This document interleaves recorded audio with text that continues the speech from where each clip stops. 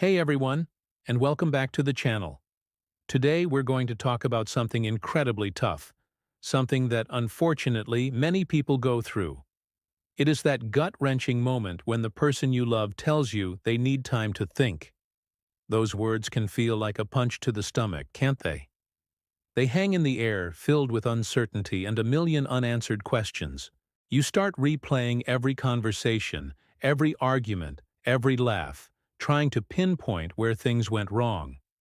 You wonder, is this it? Is it over? For me, those words marked the beginning of the end, though I didn't know it at the time. My wife, let's call her Sarah, and I had been together for 8 years. We were high school sweethearts who had built a life together.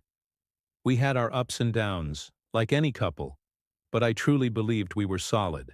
I thought we were a team, that we could overcome anything as long as we had each other. One Tuesday evening, everything changed. Sarah came home from work looking distant. I asked her what was wrong, and she just shook her head. Later that night, as we were getting ready for bed, she dropped the bombshell. "I need some time to think," she said, her voice barely a whisper. "I feel lost, and I need space to figure myself out." My heart sank. Space? What do you mean, space? Space from me? From us? I was confused, hurt, and scared. She insisted it wasn't about me, that it was her own internal struggle. She said she needed to stay with her sister for a little while to clear her head. I wanted to fight it, to beg her to stay, but I also wanted to respect her needs. If she said she needed time, maybe that's what I had to give her.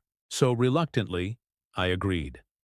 I helped her pack a small bag, gave her a hug that felt cold and one-sided, and watched her drive away. The first few days were agonizing. The house felt so empty, so quiet. Every little thing reminded me of her. Her favorite mug left by the sink, the scent of her perfume on the pillows, the shows we used to watch together. I kept replaying her words in my head. I need to figure myself out. I told myself to be patient, to give her the space she asked for. I focused on work, hit the gym, and tried to keep my mind busy. I sent her a few texts, simple things like, "Hope you're okay," and "Thinking of you," but her replies were always short and vague. A week went by, and the anxiety was eating me alive. I suggested we meet up for coffee just to talk. She agreed, but when we met, she was even more distant than before. She talked about feeling disconnected, about not knowing what she wanted in life. She said she still loved me, but she wasn't in love with me. Every word felt like another twist of the knife. I asked her if there was someone else. She looked me straight in the eye and said, "No, of course not. This is about me, not anyone else." And a part of me, the part that was desperate to believe her, chose to trust those words. But something in my gut told me a different story. It was a nagging feeling I couldn't shake. A few days later, a mutual friend called me. He sounded hesitant, but he said he felt I needed to know. He'd seen Sarah's car parked outside a particular apartment complex multiple times, late at night. A complex where one of her colleagues from work lived. A guy she had started mentioning more and more in the months leading up to our break. My world shattered. Suddenly everything clicked into place. The late nights at the office, the new work friend she was always texting, her sudden need for space. It wasn't about her finding herself. It was about her being with someone else. She hadn't needed time to think. She'd needed time to test drive a new relationship without the guilt of officially ending ours. The confrontation was one of the hardest things I've ever had to do. I drove to her sister's house, where she was supposed to be staying, and she wasn't there. I called her, and when she answered, I could hear a man's voice in the background. I didn't even have to say anything. The silence on my end of the line was enough. She started crying, admitting everything. She had been seeing her colleague for months. Needing time to think was just her cowardly way of phasing me out while she solidified her new relationship. The pain of that discovery is something I wouldn't wish on anyone. It's a double betrayal.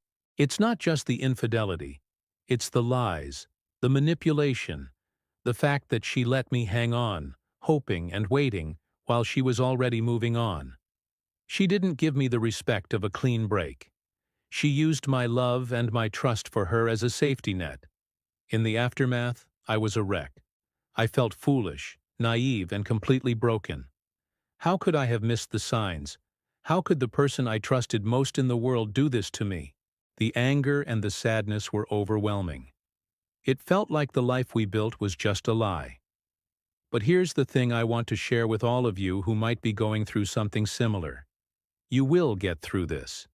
It's a slow and painful process, but recovery is possible. The first step for me was accepting the truth, as brutal as it was. I had to stop making excuses for her and see the situation for what it was.